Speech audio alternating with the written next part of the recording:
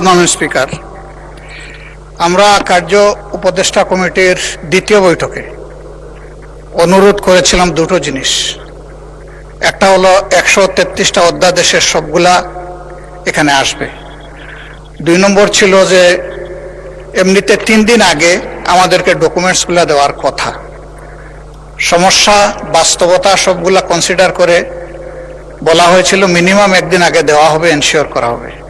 তা আমি তো অর্থনীতির ছাত্র না, যার কারণে এতগুলা ডকুমেন্টস এইখানে টেবিলে আসার পরে আমাদেরকে দেওয়া হয়েছে। একদিকে সংসদ চলছে, আরেকদিকে ডকুমেন্টগুলো এখানে রেখে দেওয়া হয়েছে।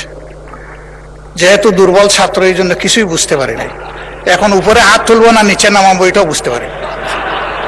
এখন যদি সংসদ সদস্য হিসাবে কিছু না বুঝে হা বলি, এইটা হবে অপরাধ।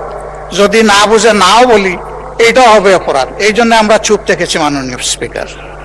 আমাদের অবস্থান এখন তাই। আমি জানি না এখানে বিজ্ঞ সরকারি দলের সম্মানিত সদস্যবৃন্দ যারা আছেন, তারা হয়তো সবাই অর্থনীতির ছাত্র এবং খুবই স্মার্ট, খুবই ট্যালেন্টেড স্টুডেন্ট ছিলেন, যার কারণে কাগজ দেখা মাত্র ভিতরে কি আছে তারা হয়তো এটা বুঝে ফেলেছেন। আমরা বুঝতে পারি নাই মাননীয় স্পিকার, এটা আমাদের অক্ষমতা। এখন আমরা কি করব, আমাদেরকে একটু পরামর্শ দেন।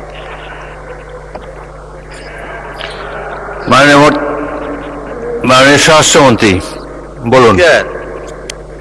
মাননীয় স্পিকার, সংসদের কার্য উপদেষ্টা কমিটি এই সমস্ত কর্ম নির্ধারণ করেছে।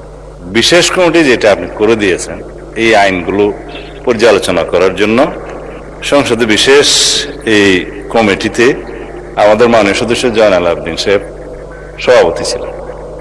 বিরোধী দলের পক্ষ থেকে বেশ কয়েকজন সদস্য ছিলেন, আইনমন্ত্রী সহ সবাই এটা আলোচনা পর্যালোচনা করে যে সকল অধ্যাদেশগুলো সর্বসম্মতিক্রমে এজ ইট ইজ পাস করার জন্য ডিসাইডেড হয়েছে, তার মধ্যে এই বিলটাও ছিল, অর্থ বিল সহ অন্যান্য। তো কিছু বিল নোট অফ ডিসেন্ট ছিল, আলোচনার দাবি রেখেছিলেন বিরোধী দলীয় সদস্যগণ। সেটি ইতিমধ্যে আপনি 2 মিনিটের জায়গায় 10 মিনিট 15 মিনিট যেভাবে আপনি উপযুক্ত মনে করেছেন আলোচনার জন্য দিয়েছেন। তো এখন যদি এই পর্যায়ে বিল পাস হয়ে যাওয়ার পরে যদি বলে আমি কিছু বুঝিলাম না, এটা মাননীয় স্পিকার দুঃখ হল। যদি আপত্তি দিতেই হতো উত্থাপনের পর, তারপরে সেকেন্ড রিডিং এ বিবেচনার সময়।